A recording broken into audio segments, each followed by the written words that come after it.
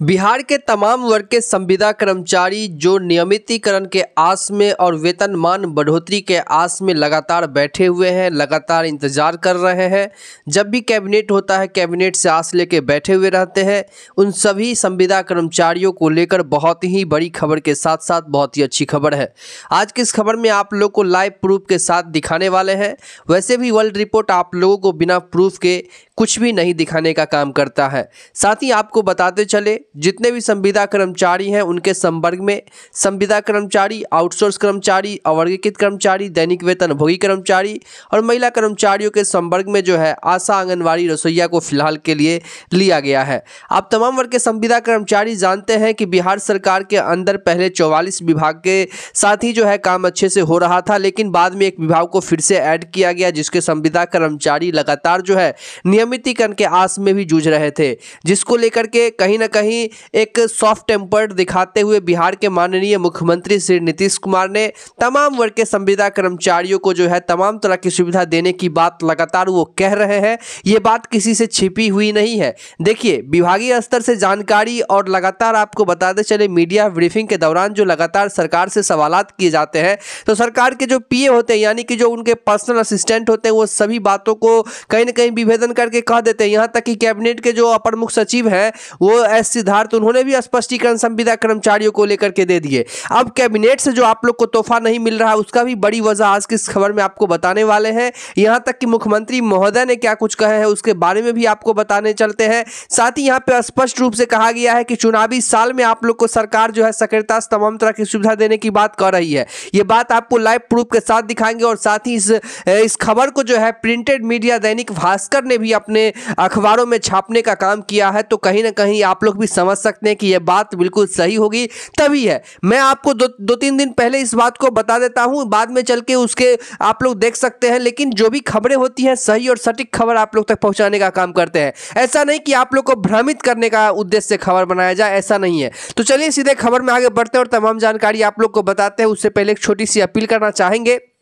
कि ऐसे ही खबरों को देखने के लिए चैनल को जरूर सब्सक्राइब कीजिए, खबर को लाइक कीजिए और शेयर जरूर कीजिए। लाइक करना बहुत ज़्यादा इंपॉर्टेंट है। और साथ ही आप लोग से एक आग्रह करना चाहेंगे, खबर को कम से कम पूरा देखा कीजिए। खबर को पूरी देखिएगा तो समझ अच्छे से आएगा, तब आप लोग सवालात नहीं उठा पाएंगे, गलत कमेंट नहीं कर पाएंगे। और खबर को पूरा नहीं देखेंगे तो गलत कमेंट ही करेंगे, क्योंकि आप लोग को समझ में अच्छे से नहीं आएगा। तो सबसे पहले यहाँ पे आपको मैं बता दूं कि सीधे ये पटना संवाददाता की तरफ से खबरें आ रही है, जो कि यहाँ पे स्पष्ट रूप से मैंने आपको पहले भी बताया था कि 2001 से लेकर के सरकार ने एक कस्टमाइजेशन करके बनाया है। लेकिन यहां पर यह भी बताया गया है कि जो 10 साल से भी अधिक समय से सरकार की अलग अलग योजनाओं को मतलब योजनाओं में काम करते आ रहे हैं, उन सभी में 91,000 से अधिक संविदा कर्मियों को चुनावी साल में राज्य सरकार राहत दे सकती है। देखिए, यहां पे आप लोग एक चीज समझ लिए, 91,000 कहने का मतलब है कि जो 2001 से लेकर के 2010 तक में काम कर रहे संविदा कर्मचारी है,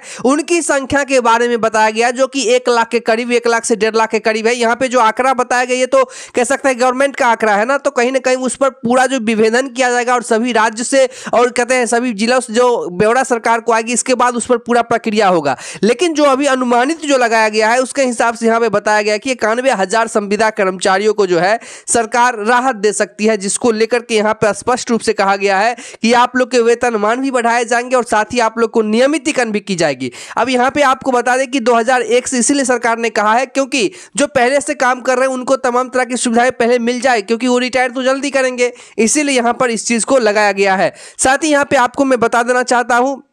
कि कहा गया है कि चुनावी साल में राज्य सरकार राहत दे सकती है। शासन ने सभी विभागों से पूछा कि उनके यहाँ कितने संविदा कर्मी हैं, इस हिसाब से तय किया जाएगा कि संविदा कर्मियों को क्या और कैसे लाभ दिया जाए। उच्च स्तरीय बैठक में 3 विकल्पों पर विचार किया जा रहा है। देखिए, सभी संविदा कर्मचारियों को सक्रियता से आप लोग को एक ही बात कहना चाहते हैं कि बिल्कुल आप लोग जो है ये बात मन से निकाल लीजिए कि सरकार आप लोग को तमाम तरह की सुविधाएं नहीं देगी। देखिए, लेट हो रहा है, लतीफ हो रहा है, इसीलिए क्योंकि सरकार कैडर बनाकर कि आप लोग को तमाम तरह की सुविधाएं देने की बात कर रही है, जिससे आप लोग के एक एक समूह को और एक एक विभागों के संविदा कर्मचारियों को तमाम तरह की सुविधाएं इससे मिलेगी। ऐसा नहीं कि सरकार धरफड़ में आकर के कुछ ऐलान कर दे और बाद में चल के आप लोग को वो सुविधा मिले ही नहीं। तो इससे कहीं ना कहीं आप लोग को भी आहत पहुंचेगी और सरकार का जो किया हुआ रहेगा उससे सरकार को भी अफेक्शन होगी, उनकी जो वोटिंग है वो कम हो जाएगी। तो वो तमाम तरह की जो बात है उन सभी को आकलन में लेकर के और बात को जो है कहीं ना कहीं आगे बढ़ाने को लेकर के काम कर रहे हैं, जिसमें यहाँ पे स्पष्ट रूप से कहा गया है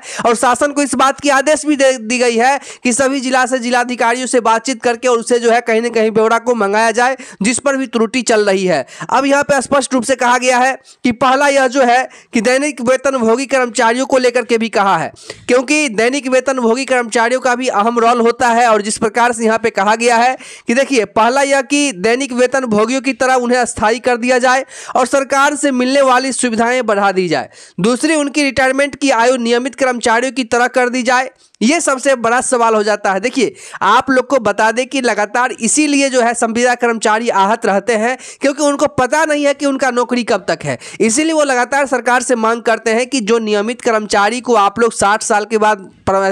रिटायर करते हैं तो वही चीज़ हमें भी लागू कर दीजिए, जिससे आप हमको सैलरी कम ही दे रहे हैं। सैलरी ऐसा नहीं है कि आप हमको गवर्नमेंट का सैलरी दे रहे हैं जिससे हमको कह सकते हैं 30,000 से 35,000 मिल रहा है, ऐसा नहीं है। देखिए, सभी संविदा कर्मचारियों को ऐसा नहीं मिल रहा है, लेकिन उसके लिए भी जो है सुप्रीम कोर्ट ने एक मिनिमम वेज निकाला था और जिसको लेकर के हाई कोर्ट को भी आदेश दिया था। और हाई कोर्ट ने जो है कह सकते हैं कि सामान्य प्रशासन विभाग के प्रधान सचिव डॉक्टर बी राजेंद्र से उन्होंने जवाब भी तलब किया था, जिसको लेकर के उन्होंने सरकार हाई कोर्ट को अभी तक जवाब तलब किया है, लेकिन जवाब अभी तक उन्होंने दिया नहीं है कि आखिरकार क्यों लेट हो रहा है। तो जिसको लेकर के यहाँ पे बताया गया है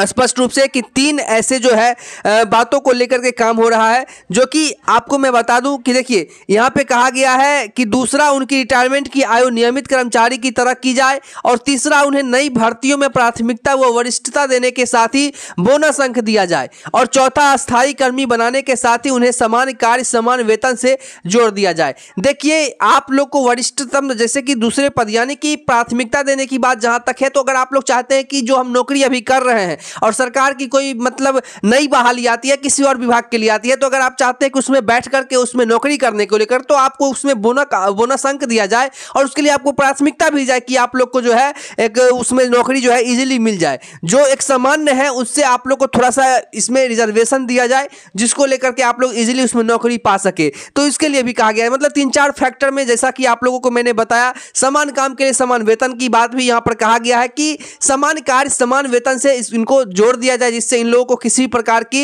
ये नहीं लगा कि सरकार हम लोग के साथ सौतेला व्यवहार करती है। तो तमाम जिस बात पर सरकार ने यहाँ पे कही है, उसके बाद जो है यहाँ पे यही कहा जा रहा है कि सूत्रों का कहना है कि मुख्यमंत्री नीतीश कुमार ने स्पष्ट रूप से संविदा कर्मियों की महापंचायत बुलाई है, यानी कि वो बड़े बड़े जो आप लोग के संगठन के लोग हैं उनसे वो बातचीत भी करेंगे और बातचीत करके उनसे जानेंगे कि आखिरकार आप लोगों को जो सरकार की तेजी से यह प्रयास किए जा रहे हैं कि किसी एक फॉर्मूला को तय करके मुख्यमंत्री के सामने प्रस्तुत किया जाए, जिससे कहीं ना कहीं पूर्व में संविदा कर्मियों की जो लगातार हड़ताल भी चलती रहती है, उनके मांगों को लेकर के लगातार वो हड़ताल करते हैं, तो उन सभी से उनको निजात मिल पाए और उन सभी को एक अभी के समय में स्टैंडर्डाइजेशन के तहत जो है आप लोग को वेतनमान तमाम तरह की सुविधाएं सरकार देने को लेकर काम करे। इसको लेकर सरकार लगातार जो है बड़े बड़े संगठनों से बातचीत कर रही है कि आखिर आप लोग को इस समय में क्या कुछ मिलना चाहिए।